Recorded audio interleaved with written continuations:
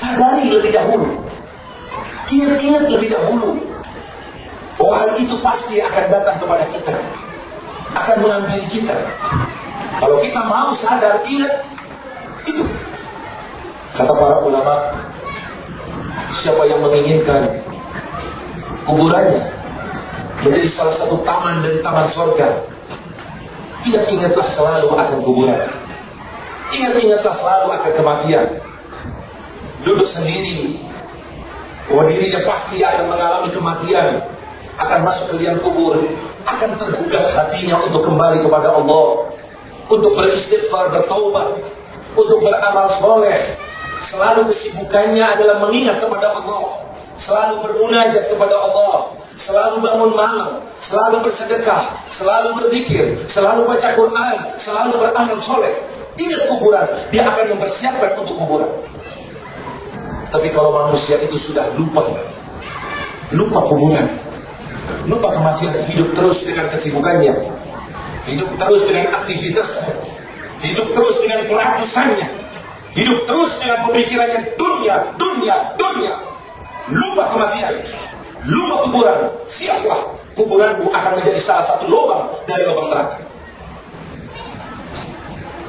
Sayyidina Uthman bin Affan, bagaimana kehebatannya, bagaimana ibadahnya. Kalau disebut kematian, menangis. Wa Uthman bin Affan, sedangkan itu adalah Sayyidina Uthman, sahabat Nabi, menantu Rasulullah, dua putri Rasulullah menjadi istrinya. Satu meninggal, ganti satunya lagi, sehingga Nabi mengatakan Dzun-Nurain, yang mempunyai dua cahaya. Selalu pegang Al-Quran. Disebut kematian, menangis. Disebut kuburan, marra wajhu, merah mukanya ketakutan. Orang yang takwa semacam ini, orang yang soleh semacam ini, orang yang selalu kumpul dengan Nabi ini, sahabat Nabi, perjuangannya begitu hebat. Disebut kematian langsung menangis. Disebut kuburan, mukanya merah, lebih gemetar lagi, lebih takut lagi. Pikirnya semacam ini, apa bedanya antara kita, saya dengan Uthman bin Affan? Beliau manusia, saya juga manusia. Beliau dulu hidup, sekarang saya hidup.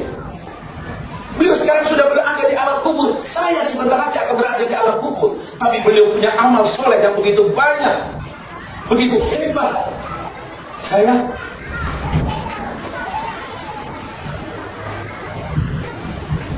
pikirkan, sayangi diri kita, sayangi diri kita. Nabi selalu berpesan, ingat kematian, agar kau tidak rakus kepada dunia. Sampai-sampai kau naik satu kereta, mobil kata orang Indonesia, indah, bagus. Tentu saja sebagai sifat manusia ingin memiliki yang indah, yang baik. Masuk ke rumah yang begitu indah, melihat perhiasan yang begitu, melihat apa saja. Diperintahkan kita, katakanlah Allahumma la aisha illa aishul akhirah. Allahumma la aisha illa aishul akhirah. Tidak ada kehidupan yang hakiki, yang sebenarnya, yang betul-betul nikmat, kecuali kehidupan besok di akhirat. Bukan dunia. Kereta itu sebentar akan rusak, rumah itu akan hancur, semuanya kenikmatan dunia akan musnah. Mata'ul ghurur, tipuan belaka.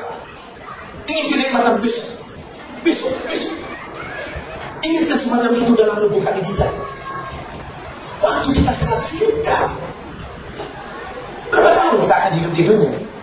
Berapa tahun?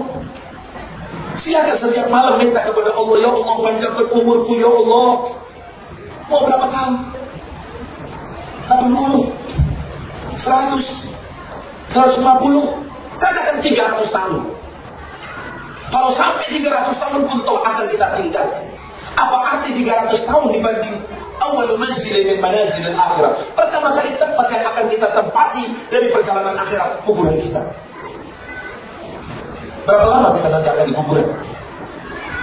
Berapa lama akan di tempat itu? Ini tanamkan semacam ini. Sewaktu mendengar berita saudara kita meninggal,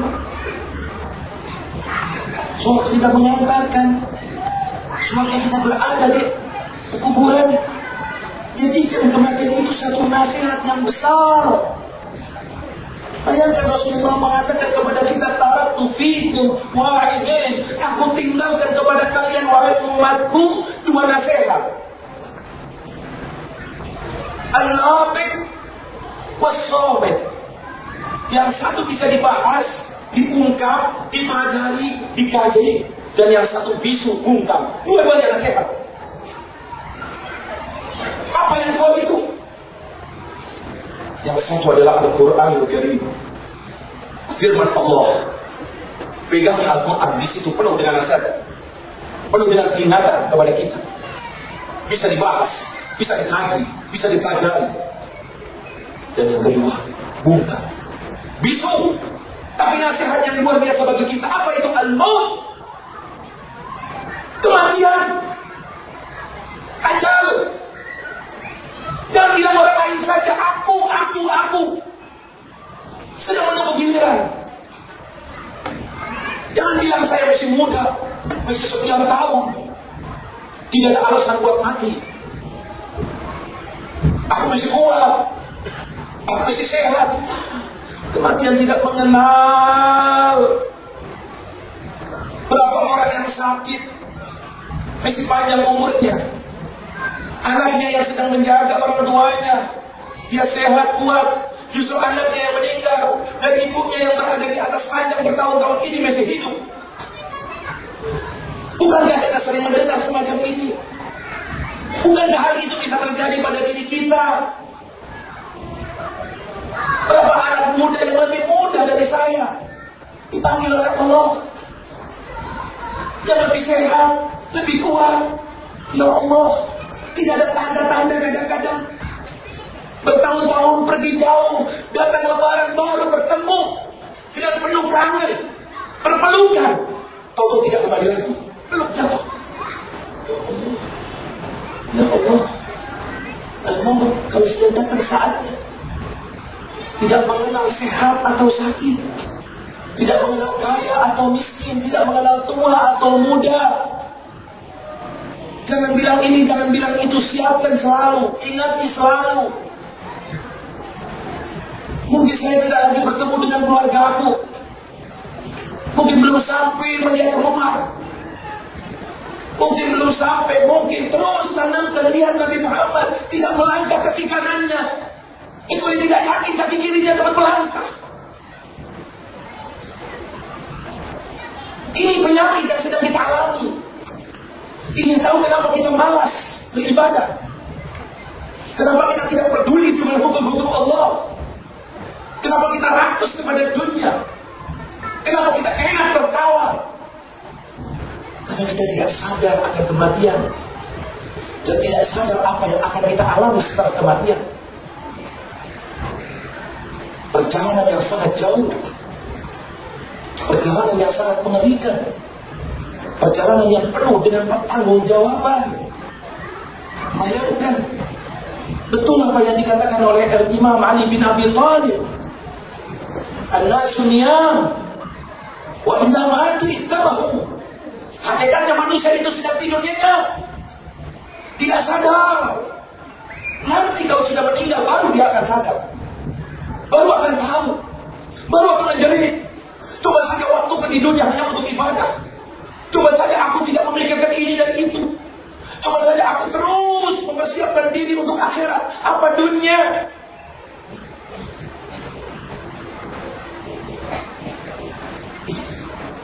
Sayangi diri kita. Perhatikan. Betul-betul berusaha majelis ini bisa merubah keadaan kita. Menyadarkan. Jangan sekedar nikmat Allah yang Allah berikan kepada kita duduk di tempat ini membicarakan masalah yang berkaitan dengan diri kita masing-masing. Kalau kondisi tetap tidak ada perubahan, bisa-bisa itu merupakan satu tanda kecelakaan kita. Syaqawa. Tambah hari tambah dekat ke kuburan kita. Tambah umur, bukan tambah umur hakikatnya, kurang umur dari jatah yang Allah berikan kepada kita. Apa yang harus aku lakukan? Apa yang harus aku amalkan? Bagaimana sholatku? Bereskah atau tidak? Betulkah aku tidak sholat kecuali berjamaah?